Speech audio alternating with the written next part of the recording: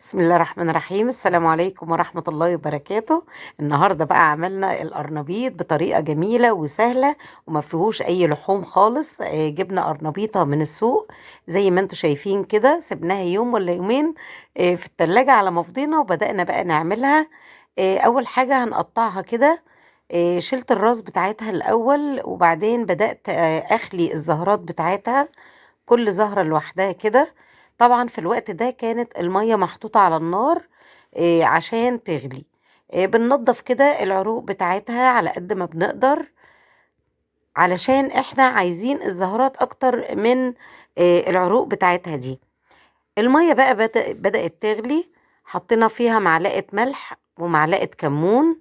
الكمون ده طبعا عشان الانتفاخات، لان القرنبيط ده من الحاجات اللي كتير مننا بيشتكي ان هو بيعمل له انتفاخ.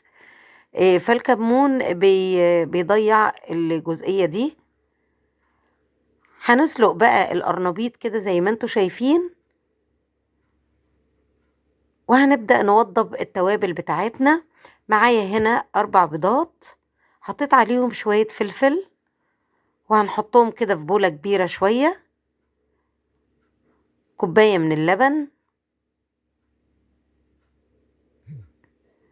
دي المكونات السائلة بتاعتي.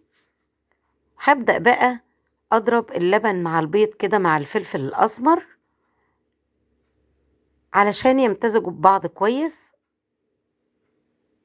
خلاص خلصنا. هنحط بقى التوابل بتاعتنا: ملح وكمون وبابريكا وبصل بودر وتوم بودر وكزبرة ناشفة وتوابل فراخ، وعندي شطة طبعا، ودي الفلفل الشطة الحامية ديت اختيارية.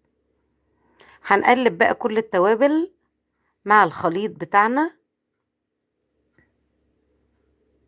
الخلطة دي يا جماعة بتبقى جبارة، بتبقى مع القرنبيط بتخلي طعمه هايل جدا. معايا بقى فلفل وتوم، خلطة توم كده معمولة بالفلفل برضو، طعمها جميل جدا. والقرنبيط اتسلق وهنسلقه كويس، مش هنسلقه نص سليق، يعني هيتسلق كويس علشان احنا هنهرسه ونعمله بطريقة معينة كده وبالمعلقة، وحاجة سهلة جدا. باقي الخليط بتاعي بقى هنحط 4 معالق كده من الدقيق، هنحط عليهم معلقتين من النشا،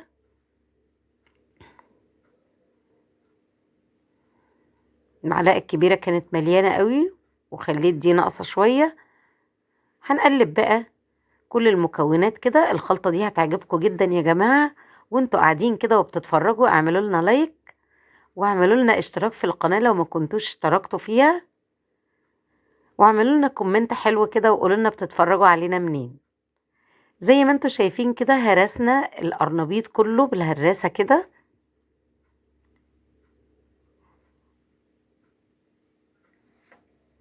هنبدأ بقى نحط عليه الخلطة بتاعتنا الجميلة دي، وهيبقى قوام الموضوع كله زي قوام الكيك اللي ماسكة نفسها كده. يعني ركزوا في القوام شوية عشان تعرفوا القوام بتاعها عامل ازاي.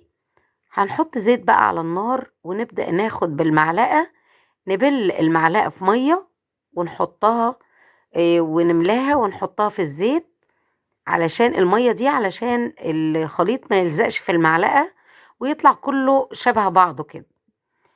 بيتقلي بقى بسرعة كده. كمان حطينا في الخليط نص معلقة بيكنج باودر. قلينا بقى الكمية بتاعتنا كلها زي ما انتوا شايفين كده، وجبة مشبعة وجميلة.